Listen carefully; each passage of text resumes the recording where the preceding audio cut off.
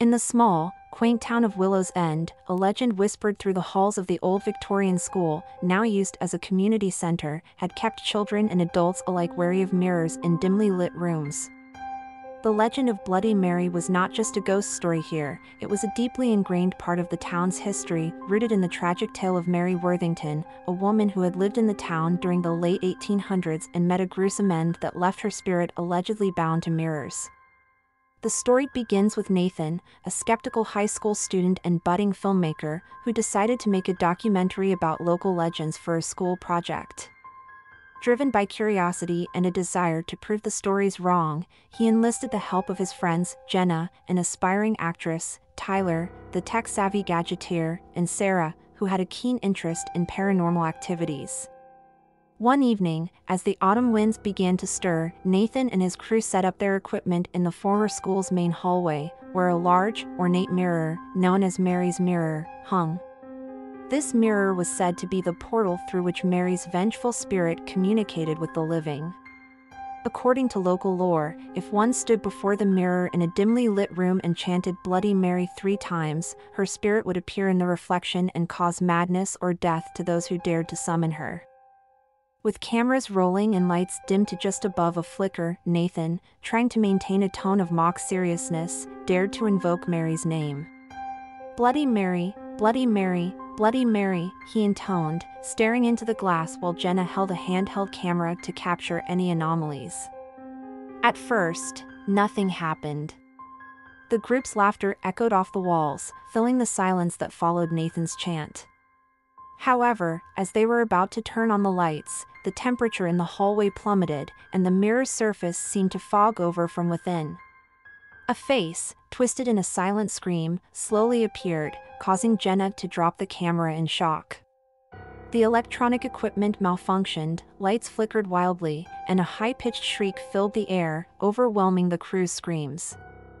Panicking, they fled the building, leaving behind their equipment.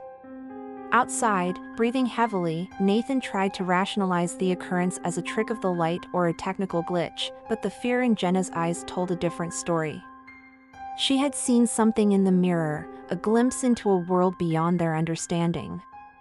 Determined to debunk the phenomenon and retrieve their expensive equipment, Nathan convinced the group to return the following night. This time, armed with more lights and a new camera, they entered the building, the weight of their previous encounter hanging over them like a dark cloud. As they approached the mirror, an overwhelming sense of dread gripped them. The hallway was colder than before, the air thick with anticipation. Nathan, his confidence shaken but his curiosity piqued, repeated the chant, his voice a mix of fear and defiance.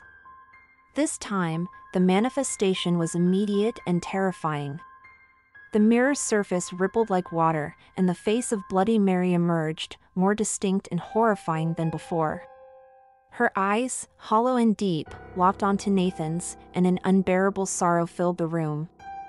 Then, the mirror cracked, a single, jagged line running down its center, and a blood-curdling scream escaped from its depths, echoing through the empty halls. The crew, frozen in fear, watched as dark, inky tendrils snaked out from the broken mirror, reaching for them with a palpable hunger. Sarah, the bravest among them, snapped out of the trance and shouted for everyone to run. They sprinted down the hallway, the sounds of shattering glass and Mary's anguished screams chasing them. Escaping into the night, they didn't stop running until they reached Nathan's car, parked a block away. Inside, they tried to make sense of what they had witnessed. It was clear now that the legend was no mere story, it was a warning. Mary's spirit was not just a trapped soul, it was something darker, a force that fed on fear and sorrow. As they debated their next move, realization dawned on them that the events of the night would not simply fade away. The mirror had been a prison, and they had broken it. Now, Mary was free to roam. The story pauses here, with the group grappling with the consequences of their actions. Nathan's skepticism had been shattered, replaced by a terrifying certainty. They had unleashed something upon Willow's End, something that had been bound for over a century. And now, they were directly in its path. As the night deepens and the winds howl outside, a creeping fog envelopes the town, carrying with it whispers of the past and the chilling laughter of a woman scorned, her vengeance as cold and relentless as the grave. As the fog thickened, swallowing the streets of Willow's End, Nathan and his friends knew they couldn't just leave the town to fend for itself against the malevolent force they had unleashed. They decided to seek help from the only person in town who might know how to contain or even stop Bloody Mary, Mrs. Whitmore, the local historian and librarian, who was an expert on the town's folklore. Driving through the nearly impenetrable mist, their headlights barely cut through the gloom. The town, usually quaint and welcoming, now seemed foreign and menacing, its familiar landmarks obscured by the thick fog and an unsettling quiet. When they reached Mrs. Whitmore's house, the old Victorian structure loomed like a ghost from the haze, its windows dark. After a few tense knocks, the door creaked open, revealing Mrs. Whitmore, her expression grave. She had been expecting them, she said, or someone like them. The history of Bloody Mary was cyclical, always repeating with new faces and old horrors. Inside her study, surrounded by ancient books and artifacts, Mrs. Whitmore explained the origins of the curse. Mary Worthington had been a healer in the town, wrongfully accused of witchcraft and brutally executed. Her last words had been a curse on those who had condemned her, promising that vengeance would be hers through reflections and shadows. The only way to possibly reverse the curse was to find the original mirror from which she had first been summoned, the one that hung in the old schoolhouse over a century ago. Unfortunately, that mirror was now shattered, its pieces scattered. To bind Mary's spirit once again, they would need to collect all the fragments and reassemble the mirror in the very spot where she had been condemned. Armed with this knowledge and a heavy sense of responsibility, Nathan and his crew set out to gather the fragments. Each piece of the mirror seemed to pulsate with a dark energy, and with each shard they collected, the temperature would drop, and the wind would moan, as if protesting their efforts. As the night deepened, their task grew more perilous. The town itself seemed to turn against them, with paths mysteriously shifting and familiar streets leading to dead ends. Shadows moved at the corner of their eyes, and reflections in windows and puddles seemed to twist into sinister visages, watching, always watching. The group felt Mary's presence growing stronger with each fragment they recovered. Whispers filled the air, a litany of accusations and threats, spoken in Mary's voice. "Return what you've taken," it hissed, "or suffer for eternity." Despite the terror clawing at their minds, they pressed on, driven by the need to make things right. Halfway through their quest, as they approached an old, abandoned part of town to retrieve one of the larger fragments, the full force of Mary's wrath was unleashed. The ground beneath them trembled, and a thick, otherworldly mist enveloped them, isolating each from the other. They could hear each other's distant shouts but couldn't find their way back to each other. Nathan found himself alone, clutching a bag of mirror shards. The fog around him swirled with malicious intent, and Mary's face appeared and disappeared within it, her eyes filled with rage and sorrow. "Why do you resist?" she whispered, her voice a blend of sadness and malice. "Join me in the shadows. Find peace in the darkness." Fighting the paralyzing fear, Nathan pushed through the mist, calling out for his friends. One by one, he found them, disoriented but unharmed. Together again, they found the large shard, guarded as if by the spirits of the town's dark past, shadows of those who had stood by as Mary was wrongfully condemned. As they secured the last piece, the earth shook violently, a clear sign that Mary did not want to be bound again. They raced back to the community center, the original site of the schoolhouse where Mary's tragic end had occurred.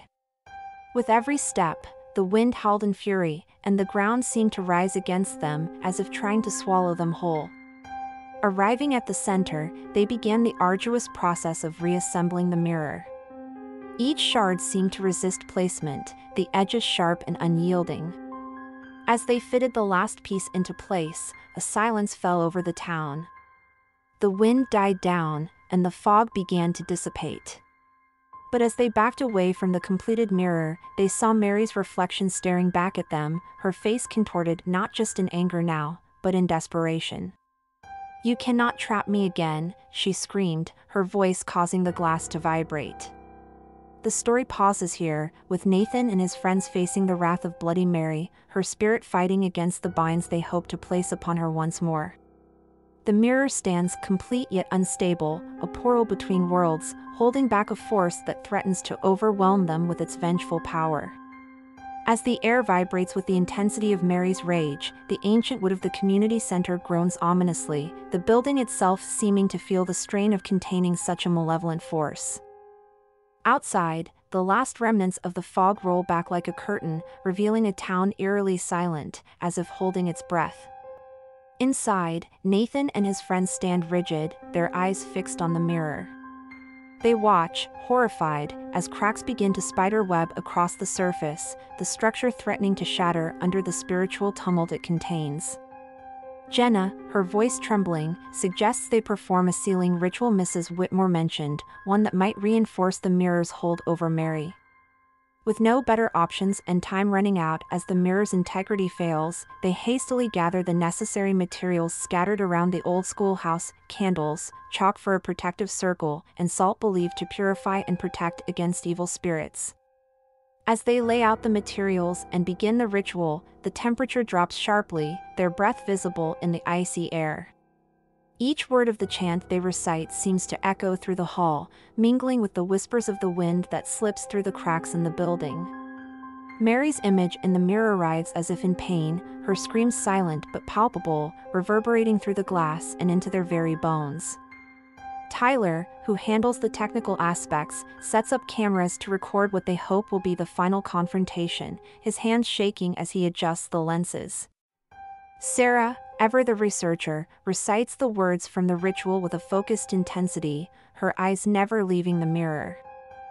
The candles flicker as if struggling to stay lit against a cold that seeps into everything, an unnatural chill that threatens to extinguish the light they desperately need. As they close the circle, sealing themselves inside with the mirror, the air inside the barrier warms slightly, a sign that the ritual might be working. Nathan, taking a deep breath, approaches the mirror, his reflection alongside Mary's tortured visage. He speaks directly to her, his voice steady despite the fear gripping his heart. "Mary, we know what was done to you was wrong, but this has to end. You've suffered long enough, and so have the innocent people of this town. Let us help you find peace."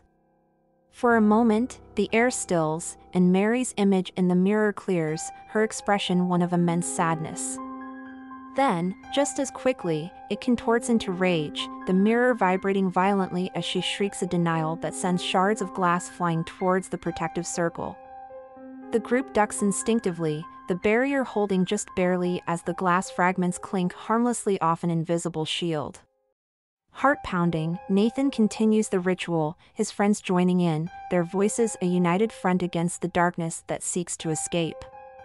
With each verse of the chant, the light within the circle grows brighter, the mirror's reflection becoming less distinct, Mary's form dissolving into a blur of light and shadow. The howling wind reaches a crescendo, a deafening roar that drowns out their voices, but they do not falter, their words carrying power as they cling to the ritual as their last hope. As the ritual nears its completion, the building itself reacts. The walls tremble, dust and debris falling from the ceiling as if the very foundation resists the containment of such a force. But amidst the chaos, a clarity settles over Nathan and his group. They see their town through the glass, calm and peaceful, as if awaiting liberation from a long-endured nightmare. The story pauses here, with the ritual incomplete and the battle reaching its peak.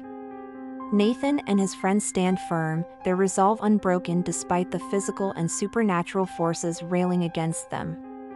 The mirror, now barely holding together, pulses with the energy of a storm contained, the fate of Mary, the town, and the group hanging in an uncertain balance.